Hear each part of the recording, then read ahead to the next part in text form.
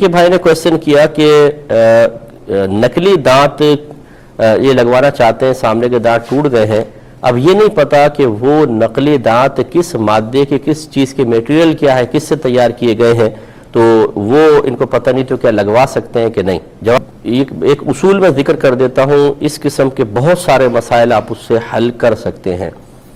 ہمارے مذہب اسلام میں ہر چیز کی اصل اس کا پاک اور حلال ہونا ہے، سوائے عورت اور گوشت کے، کہ عورت میں اصل حرمت ہے، پہلے عورت حرام ہوتی ہے، پھر نکاح کے ذریعے حلال ہوتی ہے یا کنیز حلال ہو جاتی ہے۔ اور گوشت کے سلسلے میں بھی کہ جہاں پر گوشت مشکوک ہو، مثلا آپ کسی غیر مسلم کی کنٹری میں چلے گئے اور وہاں پر آپ کو گوشت مل رہا ہے غیر مسلم کی دکان سے، تو پھر یا مطلب یہ پتہ نہیں چل رہا کہ بیچنے والا مسلمان ہے یا کافر ہے، جہاں شک و شبہ ہو وہاں پہ حرمت کو فوقیت دیں گے۔ ان دو چیزوں کو ہٹا دے، باقی تمام کے بارے میں حکم اس آیت سے نکلے گا کہ هو الذی خلق لکم ما فی الارض جمیعا، کہ اللہ تبارک و تعالی وہ ذات ہے جس نے زمین پر جو کچھ ہے سب کا سب تمہارے لیے، تمہارے نفع کے لیے رکھا ہے، یا اس سے تمہارے لیے نفع کو جائز قرار دیا ہے، یا اس نفع کے لیے تمہیں پیدا کیا، تمہاری ان تمام چیزوں کو نفع کے لیے پیدا کیا ہے۔ اور نفع یقینی سی بات ہے اسی سے اٹھا سکتے ہیں جو پاک اور حلال ہو۔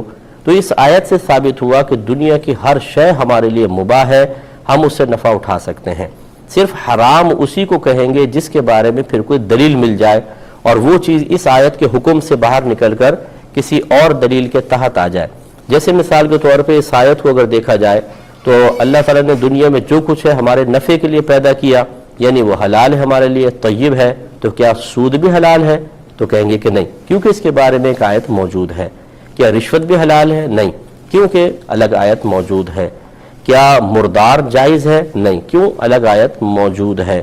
اسی طرح جس جس چیز کے بارے میں ممانعت ہے وہ چیزیں اس آیت کے حکم سے نکلتی جائیں گی۔